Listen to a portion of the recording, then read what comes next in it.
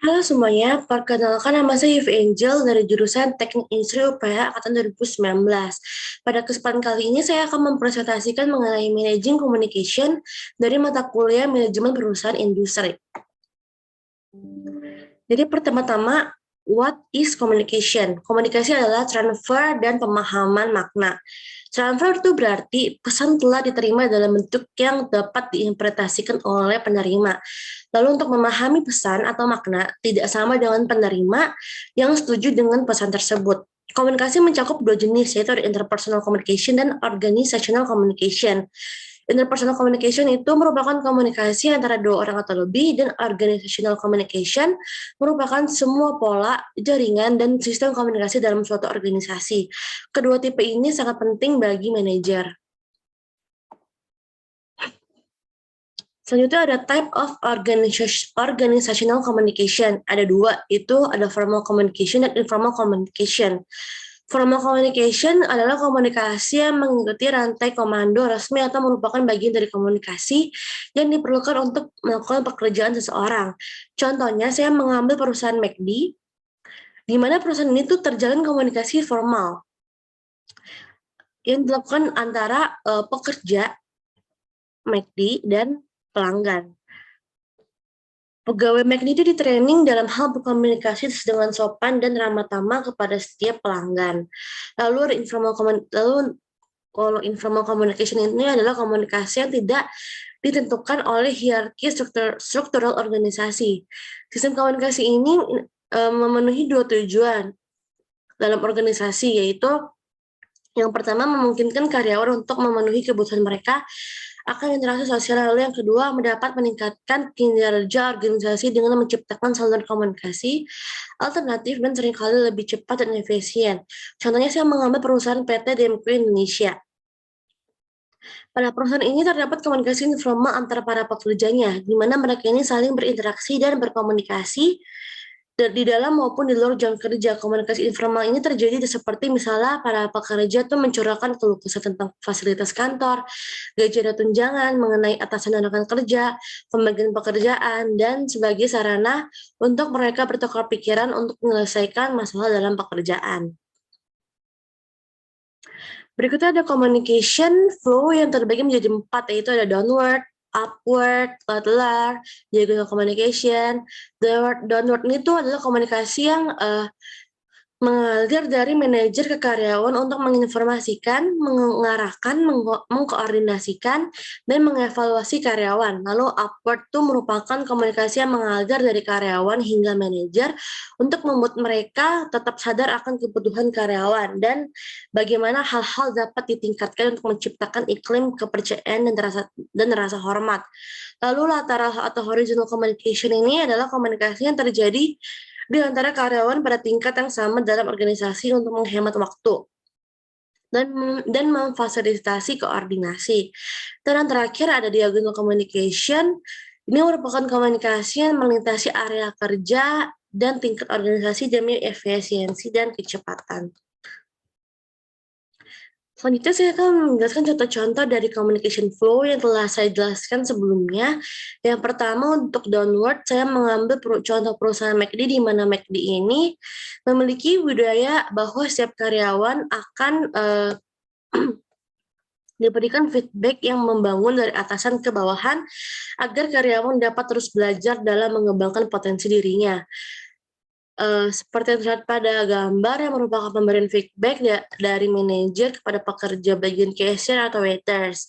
Kemudian untuk contoh upward, saya mengambil contoh PT Graha Pharma yang merupakan perusahaan industri farmasi berkembang di mana memiliki karyawan yang cukup banyak, sehingga PT Graha Pharma ini mengoptimalkan kemampuan sumber daya manusianya dengan menggunakan komunikasi upward agar dapat memperoleh informasi yang berguna untuk mencapai sasaran perusahaan. Komunikasi upward ini berjalan dengan baik di mana mayoritas karyawan berpendapat bahwa tingkat kecakapan komunikasi atasan dalam merespon informasi karyawan sudah baik. Lalu contoh untuk lateral atau horizontal itu ialah PT Havara, di mana perusahaan ini saling bertukar pikir atau saling bertukar informasi antar karyawan agar pekerjaan sesuai dengan target tujuan. Sebuah event yang dikerjakan tim Safara harus berkoordinasi antara satu orang dengan yang lain agar tujuan yang hendak dicapai dapat memuaskan klien. Kemudian terakhir untuk contoh digital communication, saya mengambil contoh komunikasi yang terjalin antara divisi kreatif dan divisi materi di dalam suatu organisasi, misalnya seperti di acara kampus, di mana divisi kreatif berinteraksi dengan divisi materi untuk menentukan konsep games dengan makna pembelajaran di dalam games tersebut. Kedua divisi tersebut memiliki tugas yang berbeda, tetapi tetap berkomunikasi untuk mendapatkan informasi dan tujuan yang akan dicapai. Berikutnya ada type of communication networks. Yang terbagi menjadi 3, yaitu ada chain network, wheel network, dan all-channel network. Chain network itu merupakan komunikasi mengalir sesuai dengan rantai komando formal, baik ke atas maupun ke bawah. Untuk contohnya saya mengambil organisasi mahasiswa yang ada di Kota Makassar, di mana tuh mereka menggunakan jaringan komunikasi rantai untuk menumbuhkan solidaritas aksi unjuk rasa, di mana para anggota yang paling ujung hanya dapat berkomunikasi dengan satu orang saja. Keadaan terpusat juga terjadi, maksudnya ialah orang yang berada di tengah lebih berperan sebagai pemimpin daripada mereka yang berada di posisi lain. Dalam artian, sejumlah saluran terbuka dibatasi, yakni orang hanya bisa secara resmi berkomunikasi dengan orang-orang tertentu saja. Lalu untuk wheel network merupakan semua komunikasi yang mengalir untuk dan masuk dan keluar melalui pemimpin kelompok kepada orang lain dalam kelompok. Dan all channel network ini adalah komunikasi mengalir dengan bebas di antara semua anggota tim kerjanya. Untuk contoh wheel network dan all channel network, saya mengambil perusahaan PT Digital Supply Indonesia. Pada perusahaan ini tuh menggunakan jaringan komunikasi all-channel network atau jaringan semua saluran dan wheel network atau jaringan roda. Pola all-channel network terlihat pada komunikasi sesama karyawan itu terbuka. Lalu sedangkan untuk pola wheel network terlihat pada adanya pemimpin yang jelas untuk mengatur dan mengetahui semua yang terjadi di dalam perusahaan. Berikutnya ini merupakan benefit of information technology, di mana ada increased ability to monitor individual and team performance, ada better decision making based on more complete information, lalu ada more collaboration and sharing of information, dan terakhir greater accessibility to coworkers. Nah, sebagai contoh, saya mengambil perusahaan PT LG Electronics Indonesia. Perusahaan ini menggunakan teknologi informasi di mana memiliki suatu portal yang terdiri dari sistem-sistem yang dapat diakses oleh semua pegawai. Portal tersebut dinamakan sebagai LG Electronic Enterprise Portal. Seluruh pegawai yang telah memiliki akses resmi dapat menggunakan portal ini untuk memperoleh data-data yang dibutuhkan. Akses tersebut berupa email didapatkan secara resmi dari PT LG Electronics Indonesia, sehingga dengan login menggunakan email tersebut ke dalam portal ini, seluruh pegawai akan mendapatkan atau memberikan informasi terbaru mengenai data-data perusahaan, di mana ini akan membantu lebih banyak informasi dan kolaborasi antar pegawai dalam hal mengambil keputusan. Dan pembahasan yang terakhir ada types of network system. Sistem terbagi menjadi 2, yaitu ada intranet dan extranet. Di mana intranet ini merupakan jaringan internal yang menggunakan teknologi internet dan hanya dapat diakses oleh karyawan. Sebagai contoh, saya mengambil perusahaan BNI. Perusahaan BNI menggunakan media komunikasi internal yang dipakai oleh seluruh unit dan karyawan BNI yang disebut sebagai intranet.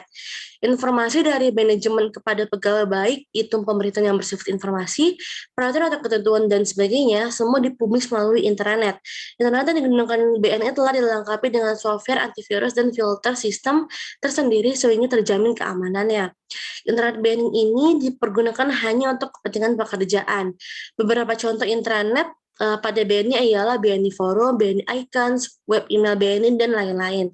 Sedangkan extranet merupakan jaringan internal yang menggunakan teknologi internet dan memungkinkan pengguna yang berwenang dalam organisasi untuk berkomunikasi dengan pihak luar tertentu seperti pelanggan dan vendor.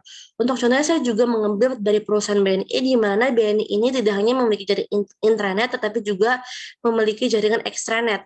Sistem jaringan ekstranet yang dimiliki BNI salah satu aplikasinya adalah BNI Cash Management, di mana BNI Cash Management ini merupakan sarana internet banking real-time online yang ditujukan untuk segmen bisnis, memberikan akses dan kontrol terhadap transaksi finansial maupun non-finansial bagi nasabah dengan amat cepat dan mudah. Salah satu fiturnya ialah pembayaran tagihan. Nah, berikut ini merupakan referensi yang saya gunakan untuk mengerjakan tugas ini. Sekian dari presentasi saya. Terima kasih.